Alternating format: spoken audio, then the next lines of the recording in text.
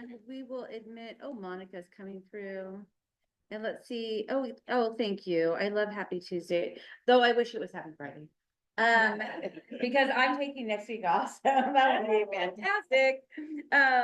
Well, welcome for those people in the live audience. Welcome as always. Feel free to come and pick up any chocolate that you want in the middle of the presentation is fine. We are running a little low on chocolate for those of you in the virtual audience, so you're not missing too much in that sense, but we're gonna replenish over the holidays, I promise. So my name is Michelle Ponce. I am the Director of Career and Professional Development here at CGU. Always a pleasure. I love doing these workshops, but spending time with the students is what makes me incredibly happy. And I'll introduce my colleagues. I always start with Deborah. I'll start with Ro. Sure. So, and there's Ro. I think it's the next slide. Hi, everybody. So I'm an associate director here at Career and Professional Development. My name is Ro Lee. Today's topic, I think, is really pertinent because some of us don't come from linear backgrounds. So you have to see how to navigate. And I think informational interviews is going to be key. And I'm going to hand it off to Deborah. Hello, my name is Deborah Nefak, and I'm also associate director. I have been here just over 2 years. In August was my second year anniversary, and yes, I know, I love it. Very excited to be here. And as Rob was saying, informational interviews are key because so many of the students and alumni we're working with are looking at career shifts, or they're not quite sure what they want to do.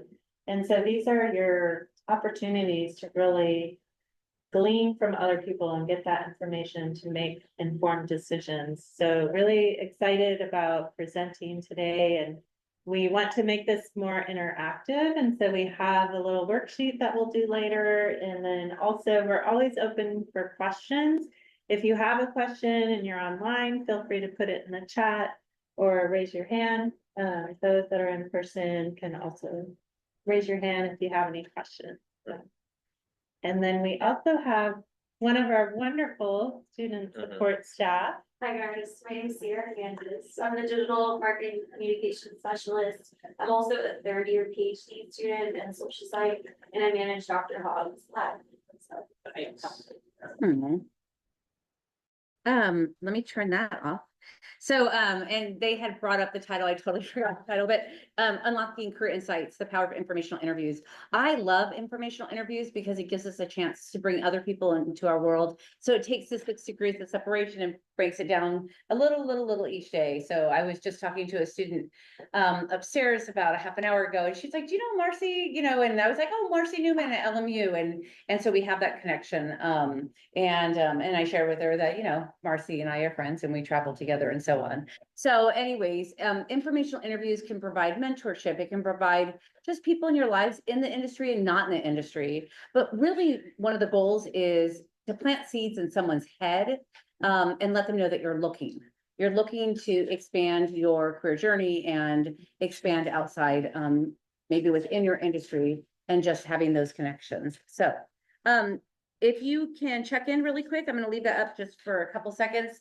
For those of you online, if you can just check in, scan that QR code, and that will help us get an idea of who's here, because we're going to be sending you documents today, right now in the workshop. So we just want to make sure that you're in and you have that.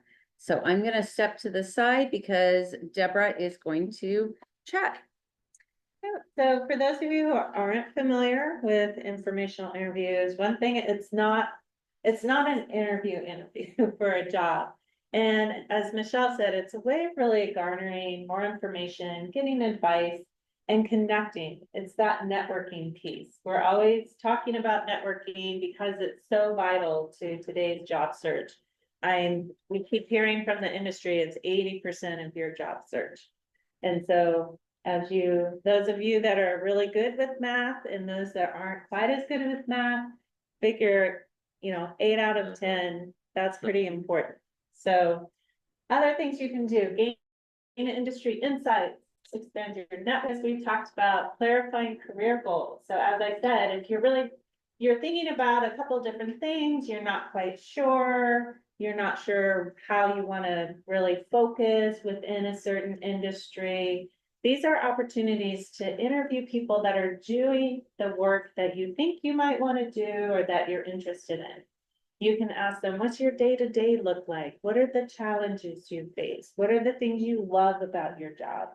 And these are ways of really helping you kind of fine tune what you're looking for. And things will resonate with you where you're like, "Ah, that sounds so great. Like, I would love that." Or you might go, I would hate doing that. That is not something I want to do. But it helps you refine your focus in your job search. And so it is very valuable. And again, we want it to be more like a conversation. So coming at it from a point of curiosity and just really asking those questions. Can I say something really quick? One thing about informational interviews, the team is so patient with me. One thing about informational interviews that I absolutely love is that people like to talk about themselves and talk about what they've done, and no one ever asks us what they've done. They only get to share that when they're when they are in an interview. So they want to be a part of your life. They really do want to be able to share how they got in the industry, what they like about the industry, what they don't like about the industry. And even for all of you on virtual and in person, I could ask you the same thing, like, where have you worked? What did you like? What did you not like? And I use that to help guide me. And I always have to sit here and think, is it the person that's creating the chaos that they don't like, or is it the industry, or is it the company? So these are really powerful moments, and people will most likely say yes to interviews because they're not in a way threatened by you saying, I need a job, I need this. So anyways. Where do we go? Oh, I can do it. Oh, okay. All right. So, And feel free to ask questions if you're online. so next up, we're all excited. We're all ready to do it. Like, yes, I'm gonna do informational interviews. What's my first step? How do I do this? And so first step, how do you find professionals to interview? I mean, that's a key thing is, yes, I understand it's important. I want to do it. How do I even go about it? So these are some ideas of places that you can think about. Your family and friends. Who do you know? Who do they know? So sometimes you may not even realize that your friend or your parent's friend is in this industry that you're interested in until you start asking. Another way is using LinkedIn. So we've shared with a lot of you who we've met with in person and met with about how to search on LinkedIn. How do you do an alumni search? How do we look for those that have graduated from CGU or are currently in CGU that are in the industry or jobs we are interested in? If you don't know, schedule an appointment with us. Another way is to attend industry events. And so really reaching out and asking professors, asking friends like, hey, I'm interested in this industry. Do you know of any events or conferences that are coming up? Any webinars I should attend? I know a lot of the webinars that I attend for the career with people from all over the world. In the chat, here's my LinkedIn profile. Would love to connect with you. And I'm reaching out and connecting with them. And it's interesting because then you get to see what are they posting about? What's going on in England? What's going on in Mississippi? What's going on in New York? And so you're finding out those opportunities in people. Another thing to look at is professional associations. So are there professional associations that you can join? Oftentimes as students, you get a discount or you might get a free membership as a student. So I would take advantage of that before you graduate. And again, if you don't even know, start asking some of your professors, what are some associations that I should be a part of or that I should look into? And then online communities. So depending on what industry you're in, I know the tech field has a lot of online communities and different platforms that you can be a part of. And so just really looking through what are some of those communities, how can I connect with people? So those are just some ideas of how you can go and look for those professionals that you want to interview. One thing for your homework today is to just Google it or ask ChatGPT or any of the AI platforms. What professional associations and organizations can I join if I'm interested in this? And it literally will give you a whole list of them. And like Deborah said, as a student, it might be $50 a year, but as a professional, it might be $650 a year. So please join them now. That networking pool is priceless. Michelle, Oh, I think it's Ro, right? there for the interview. But I can do it. Oh. Oh, get to do this one. Okay, so how do I prepare for the interview? I love interviewing. I just think interviewing gives us a chance to pat ourselves on the back and realize how awesome we are. So all of the accomplishments, all of you have worked so hard to do what you're doing, and you turn in the paper, you do a project or you do research or you present somewhere, and then you're like, oh, that was great. And you're on that high for a while and then you forget about it. So when you interview, you're able to actually talk about it and realize how much work you did and all the effort you put into it. And so I'll look down and then I'll look up, or maybe I can read this. No, I can't read that. So research questions, objectives, practice, logistics. That's basically what it comes down to. The last thing you would do is go to a class on the first day, walk in the last day and say, I'm ready for the final exam. You have to do research, right? And so if you can research the company, look at their LinkedIn, look at articles or publications, their mission and values, recent news about the company that this person works at. So you have talking points.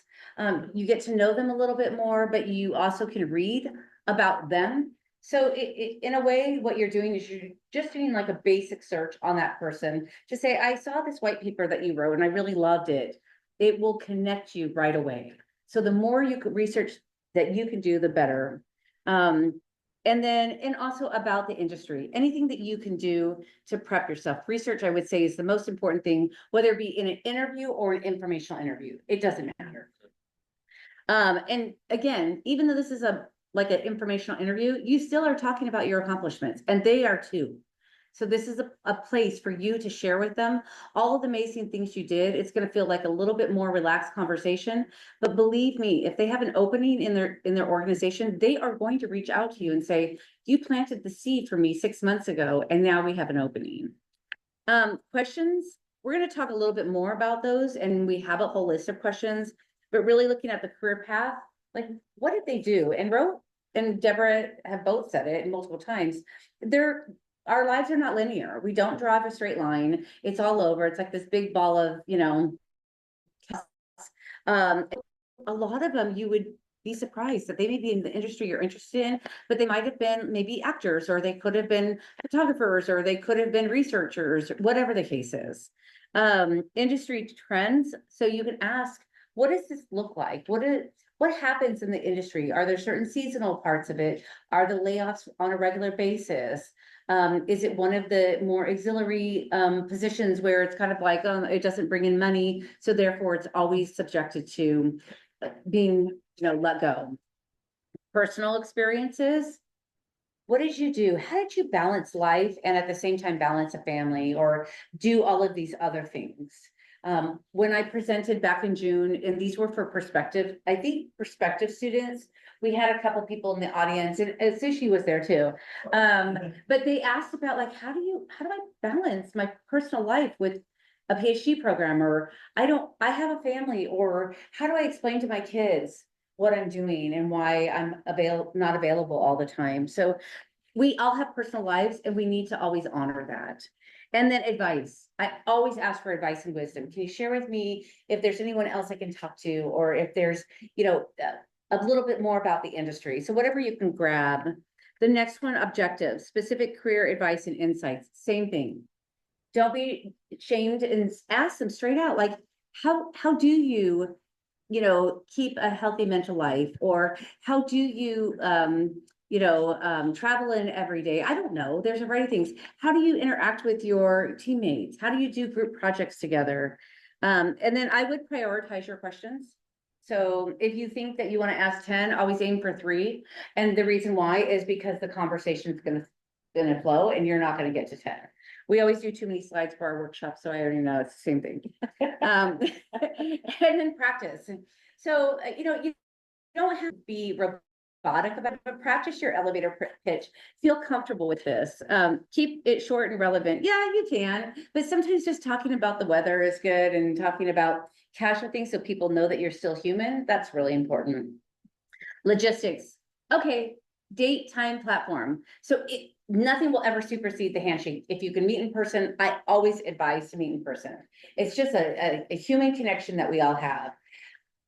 You need to arrive early. So if it says it's going to take you 37 minutes, then you leave at least an hour ahead of time because it's really not 37 minutes. We don't know how long the light's going to be and what's going to happen, right? Where do you have to park and how long it takes to walk there? Exactly. If they're on the third floor. Yes. And you might have to use the restroom, like, right? Yeah, exactly. Always something. Just because you arrived there doesn't mean you're there yet. Yeah.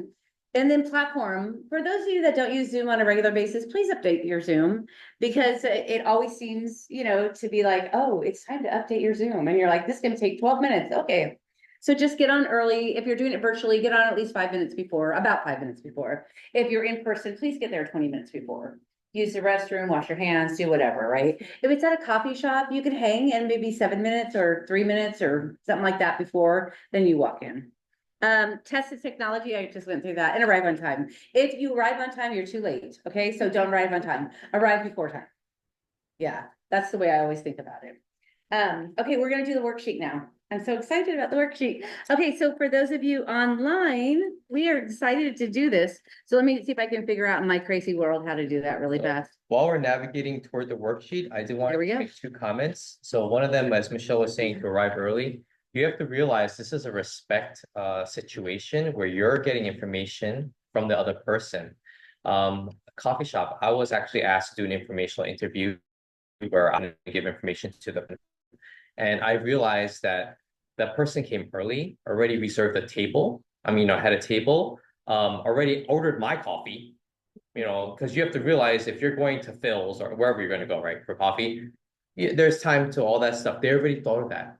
I already felt respected. I was ready in a manner and a condition to give information. I didn't have to stress about anything else. You want to make it as easy for them as possible. And remember, this is a two-pronged effect that we're trying to get. Number one, we're trying to get information and we're trying to increase our network. So we have to realize, as Michelle said, you want to give that that modicum of respect to the person in order that they're, you're inducing a more responsive answer from them. Right. Okay. So we're going to practice this on the worksheet that's going to be provided here. Yeah, and those of you online, if you can go ahead and scan that QR code, it will take you to the worksheets. And those of you in person, you can do the same. We're only doing worksheet 1, but we are going to talk about it. But I think there's there's 5 worksheets, 5 or 6, something like that. We do worksheets. It will When take you have you, nothing to do over your vacation. it should take you to Handshake. And then it's under our resource section. And we did, you know why we did that? It's Deborah's brilliant idea is because under the resource section on Handshake, there's a lot of wonderful resources. And if you don't know it exists, you'll never use it. So this way, you know it exists and you'll be able to use it. But this first one is right here and it's really finding professionals to interview. Deborah already talked about the professionals and how you can do that, but I thought what we could do is take a moment and have you actually write some things down. And so you know your next step, it's kind of like action items. And then for those of you online, if you can share how you've done this in the past, and what worked and what didn't work. And I'll look at the chat really quick. Yes, I always underestimate my time. I missed the QR code for the info. Okay, I'll get you there, Monica. No big deal. So, but for those of you online, let's see if you want. Did it work? Yeah. Okay. All right. I cannot make the mic QR code right now. Oh, okay, here. Yeah, just come up. Yeah, this issue, you can walk Feel up free here. to move around. Yeah, That's why. no, and you can scan it from here too, if you want. Okay. Yeah, try it from here. Don't let me worry, see if I have can an move the old mouse. phone, and so sometimes the camera's not as sharp. Did it work? It's- Here. it's all Oh, yeah, okay. right now, Okay, finally. Thank you. Okay. So for those of you online, is there anything that you want to say about the page that's shown up and what you're seeing on there? I would love for you to chat. It always makes me feel like you're there.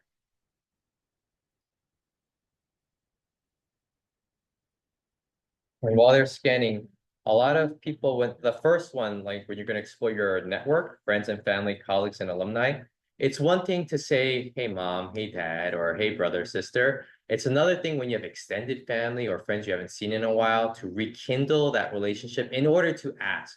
So sometimes there's an awkward type of situation where we have to practice and our office can help you with that. Draft a letter or at least some type of script that you're going to be reading when you call them or email them. So we can help you with that, but don't not utilize a resource that you have, right?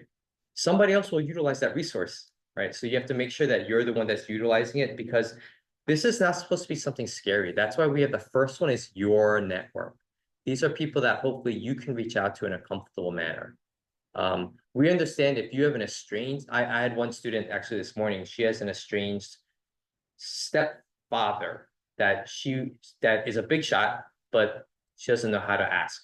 So we were discussing that, and if anything's comfortable, first of all, it's got to be a comfortable way to reach out, right? But we said not everything black and white. So first, about the people that are in your close circles that you can reach out to. You'd be surprised, even colleagues and alumni, your fellow students.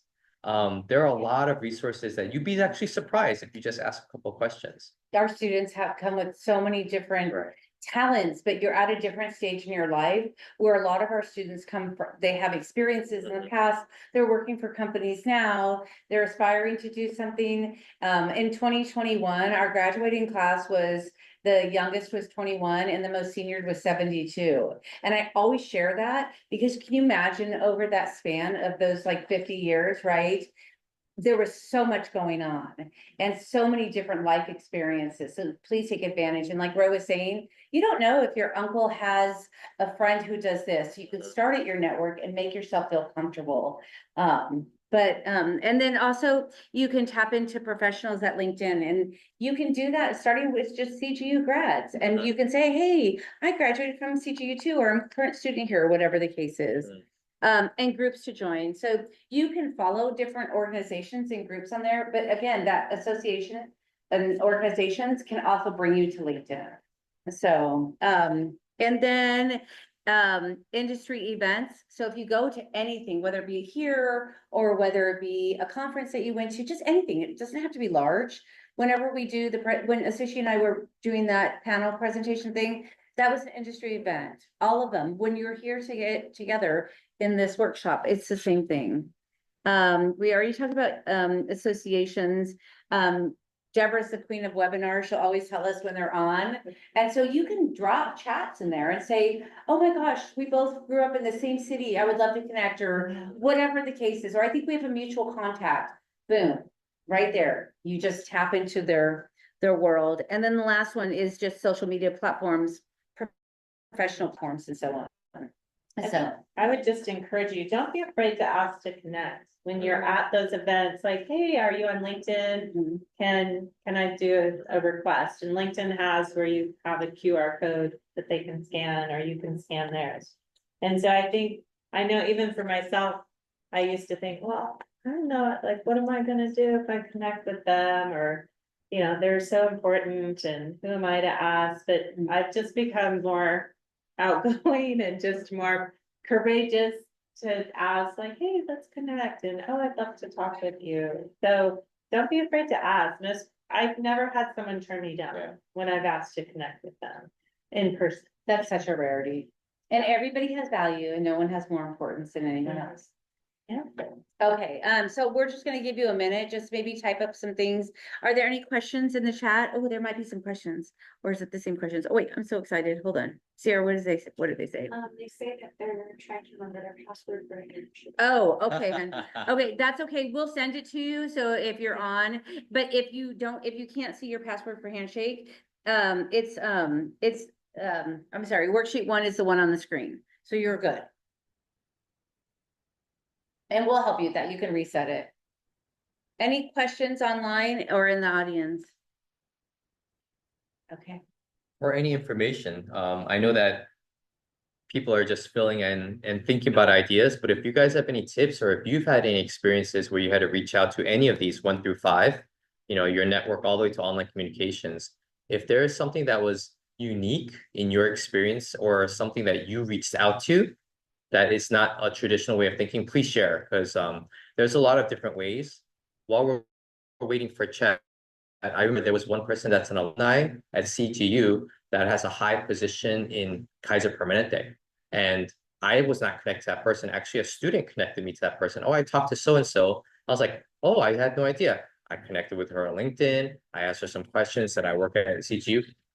very easy to connect with, right? So remember, LinkedIn is not the only way to connect, but it's an easy platform to connect online. Okay, that's one thing. Yes, Mhm. Go ahead.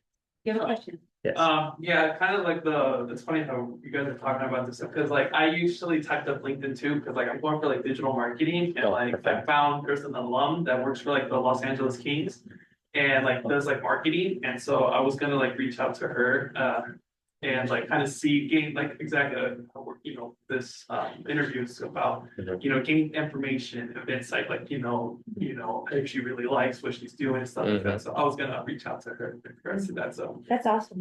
And we can help you draft something, Mm. and look at it. I mean, if you want us to. Yeah. We do it all the time. So LinkedIn gives you just a little bit of space Yeah. to do that. That's awesome. You have to let us know how it goes. Okay. Just to be cognizant on time, you all can ask questions anytime. We'll go to the next slide. About 15. Yeah.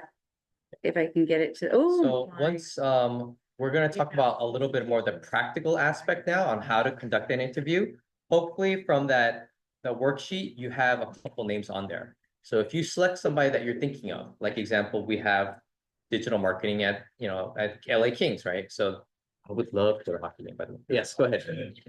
Question in the chat. She said, how about if we are feeling really anxious about going back to looking for jobs? I'm unsure of what job positions align with my undergrad, current major, and future goal. Mhm. How do we look for a job that aligns with that while not getting too underpaid or expecting too much, if any of that? Yeah, that's fantastic. And there's a lot of emotion in that, Anna, and I can totally hear it. I would recommend emailing us and we'll schedule a time to sit down and talk to you. Just because what you're feeling is very normal. And a lot of people feel that, and they walk through a world and you can look confident and feel okay, but there's a lot of fear behind that. Mhm. And it doesn't need to be there. It's just a matter of let's organize your thoughts, let's figure out what your purpose is, and then we kind of go from there. The great thing is too, is that we live in a country that allows us to change. And so if you decide that you're not feeling it, then you just change. I always say, peace out, so, Sarah can drop our emails in the chat and then you can connect with us. Yeah, She said, yeah, oh, absolutely. And Anna, I wish I remember, could give you a yeah, hug. I get remember it. what Deborah said, 80% of finding jobs is through networking. So what we're learning today about how to do an informational interview is part of that networking aspect. So if you think of some people, I understand when you're looking for a job, you want to like bite off the whole mountain instead of taking little bites, right? Or you want to climb Mount Everest right now instead of taking those actual steps. Take it little by little, right? Because you have to take manageable steps, or you're going to let the anxiety overtake you, and we don't want that to happen. So again, as Michelle said, come into our office, maybe we do a little career exploration, maybe we figure out where you're at, and maybe we can talk about where maybe are some industry trends and things and goals that we can establish.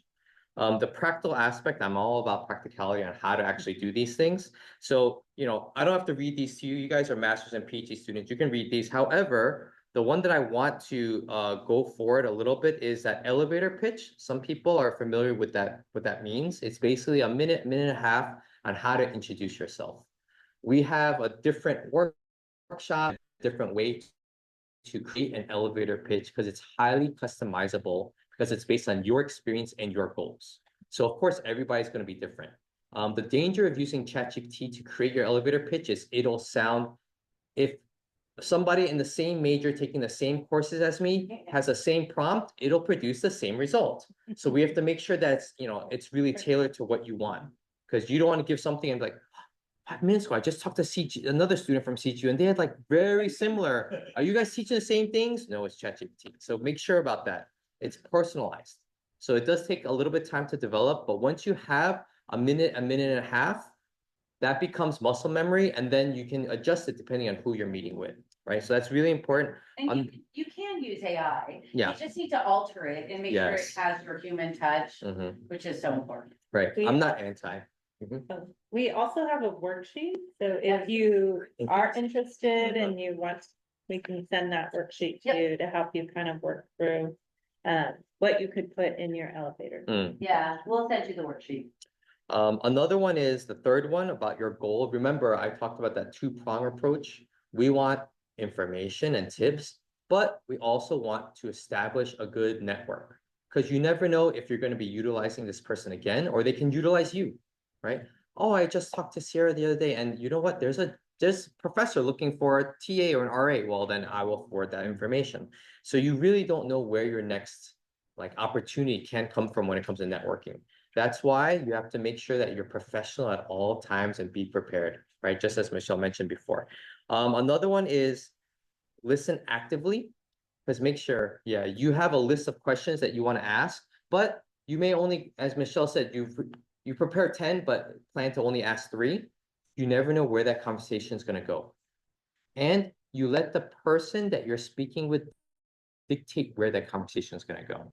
Interestingly, I don't know why, but in interviews and informational interviews, when the person that's the interviewer speaks a lot, they remember you more. I don't know why that is, right? It's just people like to hear themselves. I don't know. So, of course, you're going to actively listen, and you may switch your ideas, or the whole conversation and your 10 questions that you ask will kaput, and you're going to be focused on the person's tennis experience when they were 15. I have no idea, right? But they're going to remember you. And that's the point that you want to get away from this, a network that you can connect with again later.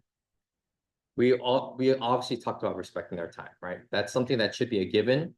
So, arrive early. Also, if it's a 30-minute meeting, you ask them, I realize that we're going a little close to our meeting time, the end of our meeting time. We can end it now, or if you have time, then we can extend it. But make sure you're cognizant of that. Okay. And Yes. we're almost out of time. Mhm.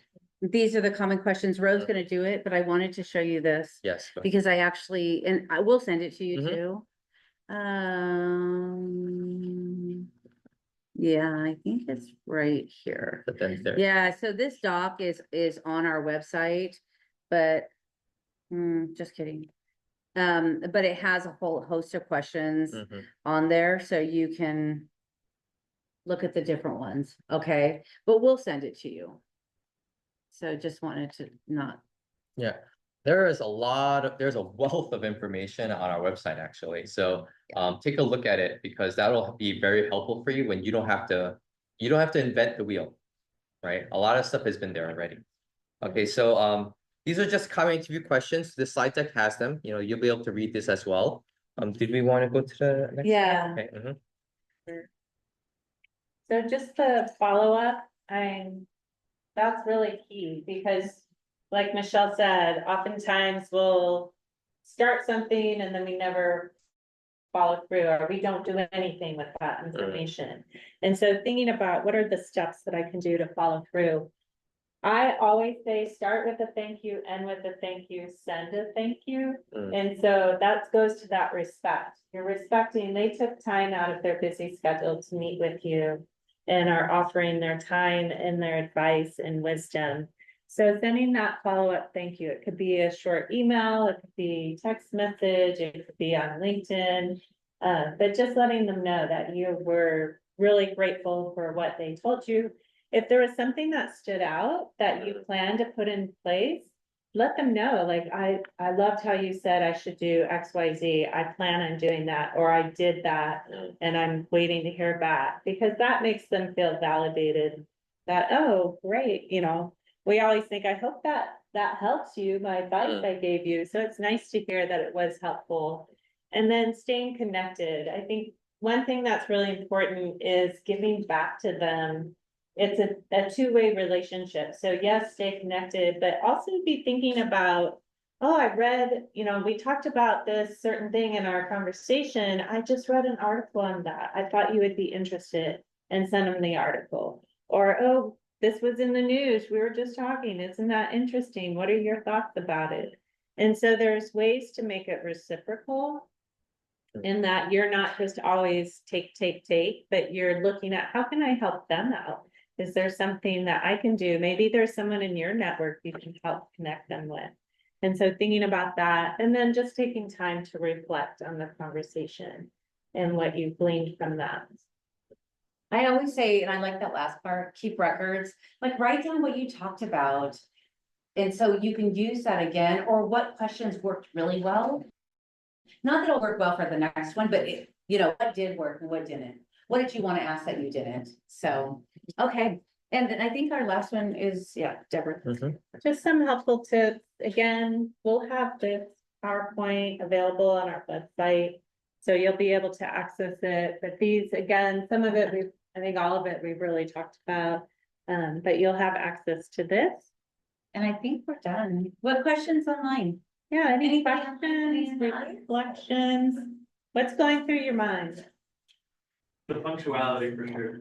Mm, That one was like a big one. I was like, oh, yeah, yeah. I mean, there's never that chance to make that first impression again. Yeah. And I mean, in all honesty, like, why not leave earlier? Mhm. Right? So I met with, Ed Reese, he's our former mayor, of Claremont. They switch every year. I met with them this morning and, I was supposed to meet at 8:30 and I'm paranoid because I drive so far. And so I left at like 6 something, just so I know I'd make it. And I got here early, but as I was driving, there was this major accident and there were 6 cars on the side of the freeway. And I was like, oh my gosh, if it was later, I would have been stuck, or if it was earlier, I would have been in it. And so I just thought, you know what, so I got her and I actually had time in the office, then I would have met him. Mm. I just can't predict what's gonna happen in Southern California. It's kind of messed up. And so I just always have to like prepare. So if I'm 15 minutes early, that means I'm on time. Yeah. Yeah, so the way I have to just operate in my crazy head. Are there any questions online or anything that you want to share? It's okay to say hi. Satsushi, do you have anything? I don't cover anything, just like, I'm just making sure what I do right now, just like, I'm just volunteering at the Japanese association, then I could get some collection with them. And, I mean, like 5 years, just like later, if I wanted to go back to California, I would just make some, I can use my collection right now. And try to ask them, do you have any job available? Actually, some people ask me like, do you have are you just searching your job right now in California? Yeah, so I was very surprised because they asked me to. Yeah. Probably the guy feels like, I don't know, kind of reliable person. Like that. So I was Yeah. like, oh, I really appreciate with that, but I'm company sponsor, so I have to go back to my company first. And he said like, oh, it's sad because I'm saying you're really good friend, so I want to introduce somebody to you and try to get connect with. Just keep your options open. Yeah, I know. And I love that you're thinking ahead of, right now Yeah. I'm not, but I could be in 5 years. I'd Yeah. love to stay connected. I don't know what will happen. So I think it's good. You don't know, and so it's good to keep those connections and it could be that you're able to do something for them at a certain point, and then years later, they might be able to do something for you. So, Yeah, I hope so. yeah. One thing, go ahead, is there something in the chat? Katina said, job postings are posted and pulled so fast. How do we schedule a meeting time with the CDO rep? And, I provided the handshake email her calling the office, and she said time availability is hard. That's fine. So just email me. You can email me and we'll find a time. Yep. Yeah. Like, if you need unconventional hours, I'm fine with that. It doesn't bother me at all. I wake up early. I'm not a late bird though. So if you're like, can I meet at 7? I'm like, I'm in AM. Thank you. And so, yeah, oh, absolutely. Always feel free to email us. That's why we're in a small community to support each other. One thing I do want to mention before we were kicked out of the room, is that once you make that connection, don't lose that connection. So I try to think of everything on the fiscal year. And so if you can touch base, and I'm talking a sentence or two, it doesn't need to be a long drawn out thing, but if you can just message the person thinking of you in January, March, June, and September, that's the fiscal year. And so it will help you really kind of navigate, or you could do December instead of January and just wish someone a happy holiday or whatever the case is. That way you stay connected all the time and that you're not reaching out to them because you need something. You're reaching out to them because you're building an authentic relationship. So we appreciate those of you online, really totally appreciate you. We know right now you're leading into finals. And so just being here is great. A couple things that we want to mention before you don't jump off yet, because I know you all are going to jump off. We have the virtual mock interview week coming up in February, and I know that seems a ways away, but those spots filled up so quick last year. We'll have 30 employers and we'll have 30 or 60 slots, sorry. And so look out for that. And 2 weeks prior to that, we'll have our interview prep workshop. So we're doing a lot in the spring, so we want to make sure that you're aware of it, but just don't miss that virtual mock interview week. Yeah, the applications will open the week of the 15th. So that Wednesday, so it's the week right before classes start up again. In January. And it'll be open for a couple of weeks, but it'll be the February 17th through 21st. 2025 will be the mock interview week. So right now we've been reaching out to industry leaders. We have some that have committed and then we're still reaching out. And so they are volunteering their time to give you a mock interview. And it's a great opportunity, again, practicing your networking, or practicing your interview skills, being able to network with them in industry advice. And so these are all things that we keep pressing on you to keep doing, and we're providing these opportunities. So take advantage of it. Wonderful. Well, thank you, everybody. Thank you online. I hope you have a great day. Yeah. Email us if you have any questions. Yes, please We're do. here to support. And then, and those of you in person and online, we will fill up, and I apologize if